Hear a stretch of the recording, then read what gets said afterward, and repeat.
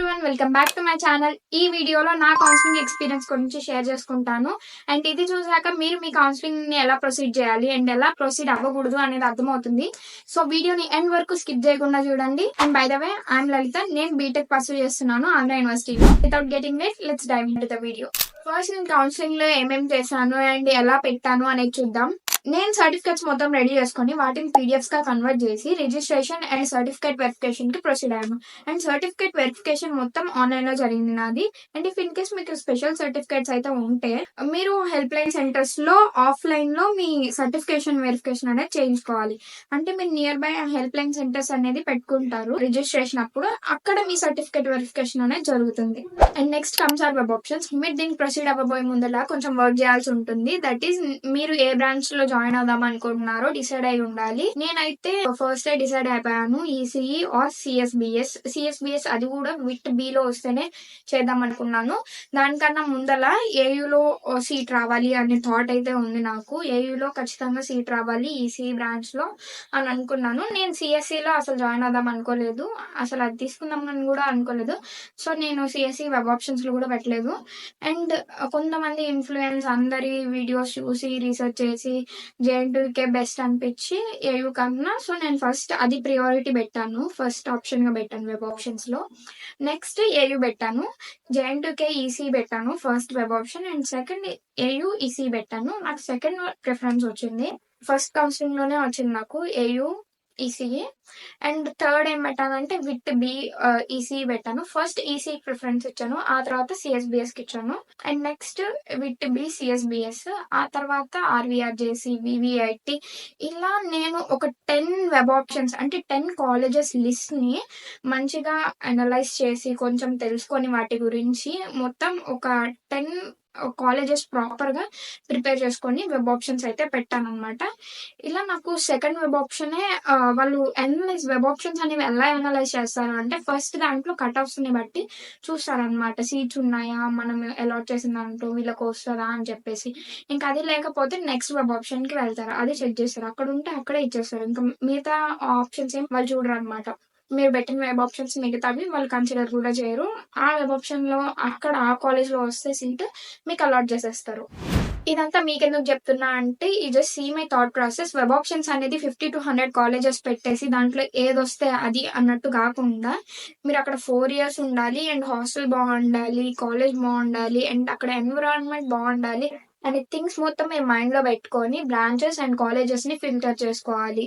ఇక్కడ 2 things. First thing ఏంటంటే మీరు ఒక కాలేజ్ అంటే బాగా ఇష్టం ఉంది అండ్ అక్కడ ఏ బ్రాంచ్ వచ్చినా ఎట్ ఎనీ కాస్ట్ ఆ బ్రాంచ్ లో జాయిన్ అయిపోదాం, ఆ కాలేజ్ అయితే చాలు అని అనుకునే వాళ్ళు. అండ్ నెక్స్ట్ వచ్చేసి మీరు బ్రాంచ్ ఫిక్స్ అయి ఉంటారు అండ్ ఆ బ్రాంచ్ లోనే జాయిన్ అవ్వాలి, మాకు ఏ కాలేజ్ అయినా పర్లేదు ఆ బ్రాంచ్ అయితే చాలు అని అనుకునే వాళ్ళు. ఫస్ట్ ఏ బ్రాంచ్ తీసుకోవాలి అని డిసైడ్ అయితే దానికి తగ్గట్టు ఏమేం కాలేజెస్ వస్తాయి, మీ ర్యాంక్స్ ని బట్టి, క్యాస్ట్ ని బట్టి అనేది కొంచెం రీసెర్చ్ చేసి ఫిల్టర్ చేసుకోండి. టాప్ 20 కాలేజెస్ వస్తే మీకు బెస్ట్, అది రాకపోయినా పర్లేదు కానీ మంచిగా ఉండే కాలేజెస్ రీసెర్చ్ చేయండి అండ్ వాటితో ఒక లిస్ట్ ని ప్రిపేర్ చేసుకోండి. ఒక 20 to 30 కాలేజెస్ మంచివి, అక్కడ సీట్ వస్తే మీరు ఖచ్చితంగా చేరొచ్చు అనే కాలేజెస్ కొంచెం మీ మీద వర్క్ చేసి ఆ కాలేజెస్ లిస్ట్ అయితే ప్రిపేర్ చేసుకోండి. అండ్ అది కూడా ఆ కాలేజెస్ ని ప్రియారిటీ వైజ్ లిస్ట్ అవుట్ చేయండి. అంటే I know it take some of your time, but మీరు ఏదో కాలేజెస్ పెట్టేసి ర్యాండమ్ గా ఒక 50 to 100 పెట్టేసి ఏవో ఒక కట్ ఆఫ్ లిస్ట్ ని బట్టి పెట్టేశారు అనుకోండి, you end up choosing the wrong college and అక్కడ ఇన్ఫ్రాస్ట్రక్చర్ ఉండకపోవచ్చు, హాస్టల్స్ బాగోకపోవచ్చు, ఇంకా ఎన్నో విషయాలు జరుగుంటాయి. చెప్తున్నా కదా, మీరు ఫస్ట్ పర్ఫెక్ట్ గా ఒక 20 to 30 కాలేజెస్ ని లిస్ట్ అవుట్ చేసి పెట్టుకొని అండ్ దాంట్లో మీకు ఏ కాలేజ్ వచ్చినా మీరు జాయిన్ అవ్వడానికి రెడీగా ఉండాలి. ఇఫ్ ఇన్ కేస్ మీకు ఆ కాలేజ్ వచ్చిన తర్వాత దాని గురించి ఇంకొంచెం తెలుసుకొని ఆ కాలేజ్ మీకు నచ్చలేదు అంటే ఫస్ట్ రిపోర్ట్ చేయండి, ఆ తర్వాత మీరు సెకండ్ కౌన్సిలింగ్ అని థర్డ్ కౌన్సిలింగ్ అని చూసుకుందాము. బట్ మీరు ఏ కాలేజ్ లో వచ్చినా రిపోర్టింగ్ మాత్రం ఖచ్చితంగా చేయండి, అది మీకు నచ్చినా నచ్చకపోయినా. ఈ రిపోర్టింగ్ గురించి ఒకసారి మీకు సీట్ అలాట్మెంట్ అదంతా జరిగిన తర్వాత మాట్లాడుకుందాం. నేనైతే ఈసీ తీసుకున్నా, బట్ వై నాట్ సిఎస్సి? నేను సిఎస్సి సైడ్ ఎందుకు వెళ్ళలేదు? నేను అసలు సిఎస్సి జాయిన్ అవుదామని అనుకోలేదు. నేను అది కన్సిడర్ కూడా చేయలేదు. నాకు అసలు కోడింగ్ అంటే అంత ఇంట్రెస్ట్ ఉండేది కాదు అప్పట్లో. నాట్ ఓన్లీ కోడింగ్ అంటే దాంట్లో డెప్త్ వెళ్ళాలి అంటే నాకు ఇంట్రెస్ట్ ఉండేది కాదు. సో నేను సిఎస్సి ప్రిఫర్ చేద్దాం అనుకోలేదు. అండ్ ఈసీఈ ఎందుకు తీసుకున్నాను అంటే సెమీ కండక్టర్ సైడ్ నాకు కొంచెం ఇంట్రెస్ట్ ఉండేది అప్పట్లో.